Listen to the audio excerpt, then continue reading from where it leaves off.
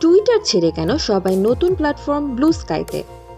বর্তমান সোশ্যাল মিডিয়ার সবচেয়ে বেশি আলোচিত প্ল্যাটফর্মগুলোর মধ্যে একটি হচ্ছে এক্স, যা ইলন মাস্কের মালিকানাধীন। যদিও এক্স এখনও জনপ্রিয়, তবে অনেক ব্যবহারকারী সম্প্রতি এই প্ল্যাটফর্ম ছাড়ছেন এবং ব্লু স্কাইতে যোগ দিচ্ছেন। বিশেষ করে আমেরিকান নির্বাচনে ট্রাম্পের জয় পরবর্তী সময়ে এক্সের ব্যবহারকারীরা অন্য প্ল্যাটফর্মে স্থানান্তরিত হচ্ছেন। ব্লু স্কাই একটি নতুন সোশ্যাল মিডিয়া প্ল্যাটফর্ম, যা টুইটারের আদলে তৈরি হলেও এর একটি গুরুত্বপূর্ণ পার্থক্য রয়েছে। এটি একটি বিকেন্দ্রীভূত প্ল্যাটফর্ম, যার মানে হলো ব্যবহারকারীরা তাদের ডাটা অন্যত্রও সংগ্রহ করতে পারবেন এবং ব্লু স্কাইয়ের নিজস্ব সার্ভারের উপর নির্ভর করতে হবে না।